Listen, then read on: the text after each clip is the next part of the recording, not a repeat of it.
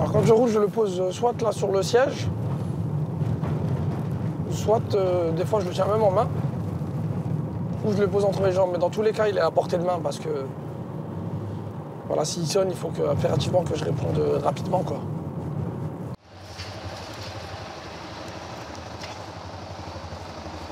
Tiens, regarde là, le papy là. Là, Clio.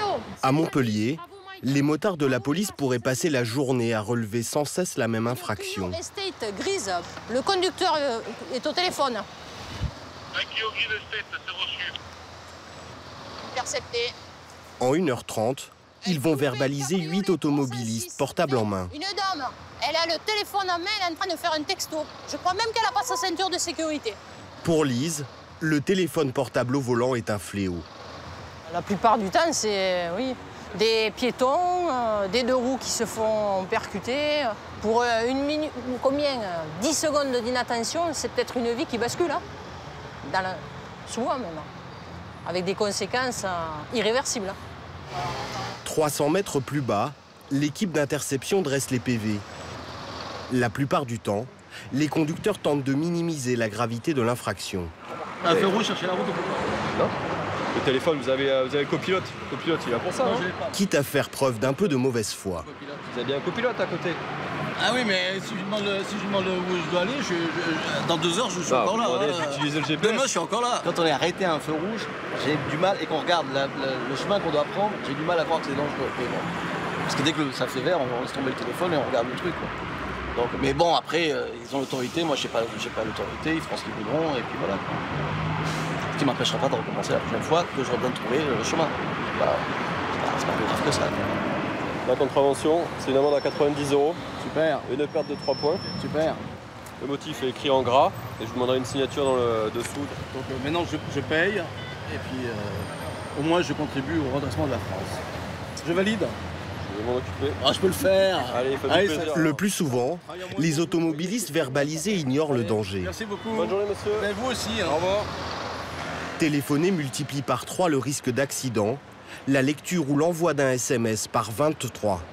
Un usage qui peut être mortel.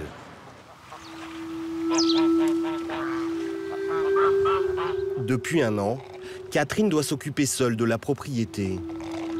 12 hectares de terrain, 3 étangs de pêche et des animaux en liberté. C'était le rêve de son mari, décédé à quelques kilomètres d'ici, dans un accident de la route.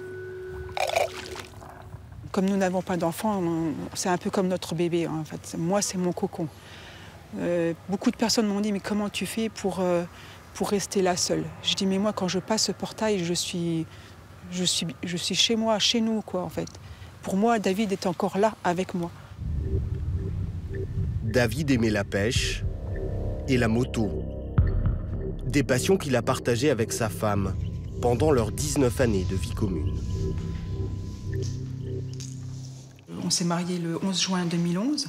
En fait, on voulait se marier depuis longtemps. Mon mari m'a demandé en mariage 15 jours après notre rencontre.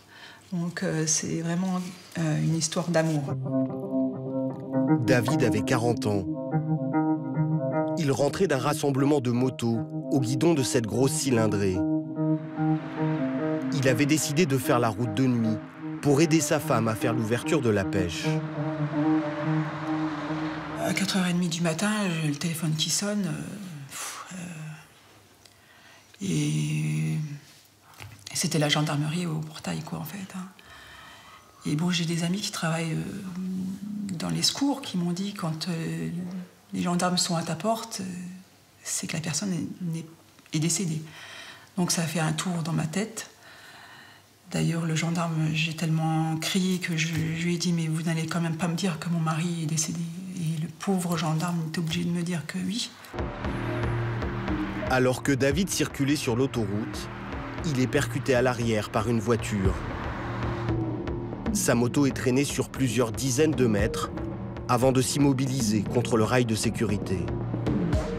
La conductrice de la voiture, 18 ans à peine, n'a consommé ni alcool ni stupéfiant. Mais elle roulait trop vite, les yeux rivés sur son smartphone.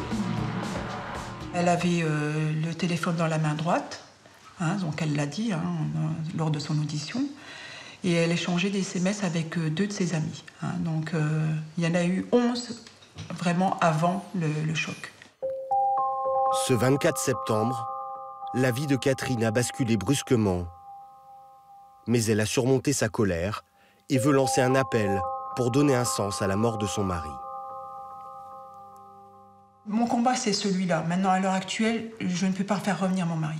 Donc, je veux absolument, et je vais le faire, je vais me battre pour que ce téléphone portable ne puisse plus être utilisé dans une voiture. Catherine veut intervenir dans les auto-écoles pour sensibiliser les jeunes conducteurs. Un combat difficile, tant l'usage du téléphone au volant est considéré par certains comme un droit.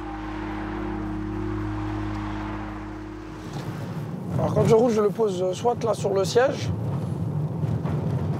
soit des fois je le tiens même en main, ou je le pose entre mes jambes. Mais dans tous les cas, il est à portée de main parce que voilà, s'il sonne, il faut impérativement que je réponde rapidement, quoi. Moussa, boucher à Strasbourg, fait ses livraisons chaque matin au volant de sa camionnette.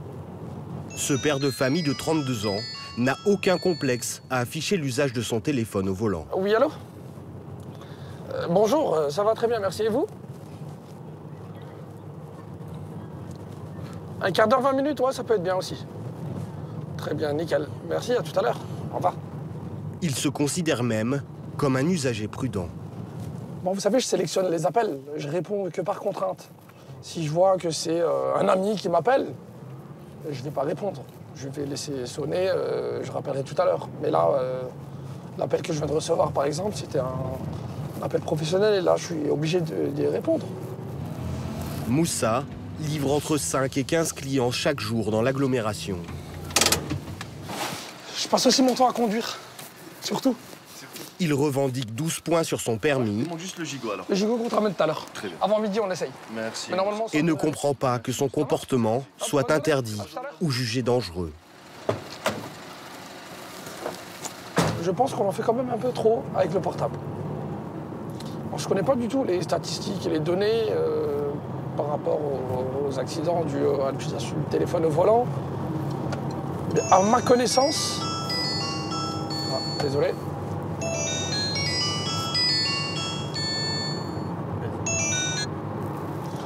Allô? Ouais, dis-moi.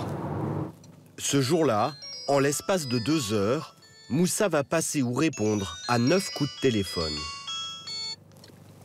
Oui, allô?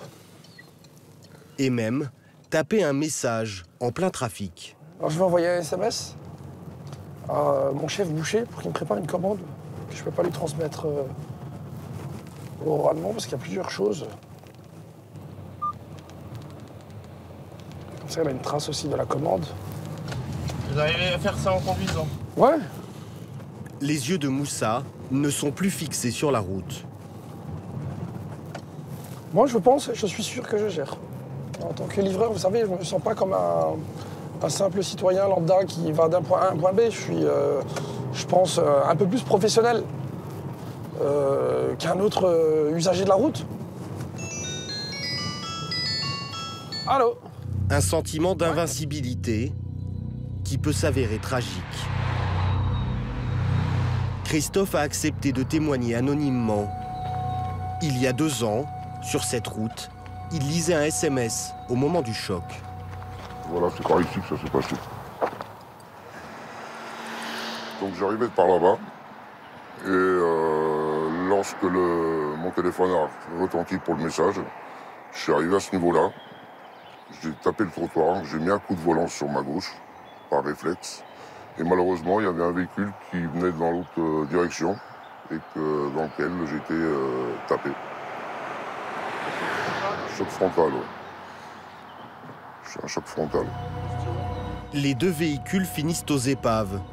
Sur l'instant, il n'a même pas vu la voiture d'en face. Je sors du véhicule, je ne savais pas que j'avais tapé un autre véhicule. Et c'est quand je me suis aperçu qu'il y avait 2 personnes qui sortaient de ce véhicule-là, dont une personne enceinte, que j'ai réalisé vraiment ce qui se passait. Et qu'est-ce que vous faites? Vous allez les voir? Je me soucie de la dame. Je me suis dit de la dame, savoir si elle allait bien, parce qu'elle avait quand même, suite au choc, quand même des douleurs au ventre, ce qui est normal. 7 jours d'arrêt de travail pour la femme enceinte et 3 pour son compagnon. Christophe a écopé de 16 mois de prison, dont 10 fermes. Il lui a fallu cet accident pour comprendre. Avant que l'accident m'arrive, voilà, le téléphone il sonnait, je prenais le téléphone. Pour moi, c'était quelque chose de normal, on va dire. Alors, c'est pas normal, par le code de la route, c'est pas normal, mais là, il a suffi de 3 secondes et voilà. En 3 secondes, tout est dit. Ça m'a fait prendre conscience que, voilà, j'étais.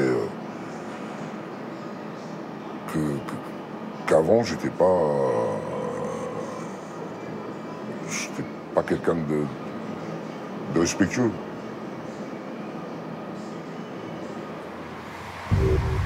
Un irrespect ou une inconscience qui peuvent prendre des proportions impensables.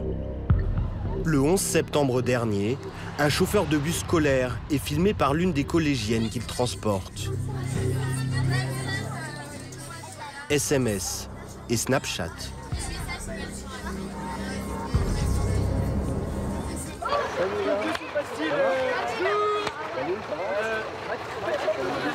C'est le père de cette collégienne qui lui a demandé de filmer.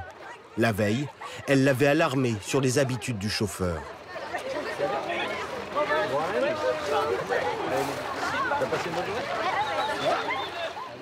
Bruno est moniteur d'auto-école. Il a tout de suite mesuré le danger que courait sa fille et a sonné l'alerte. Il a posté la vidéo sur Facebook. Regarde, il tape. Tout ce temps-là, il regarde pas la route, là. Regarde, là, il y a un ralentisseur, ça saute, du coup, hop, ça le réveille un peu, il regarde ce qui se passe autour. Voilà. Il conduit avec ses avant-bras.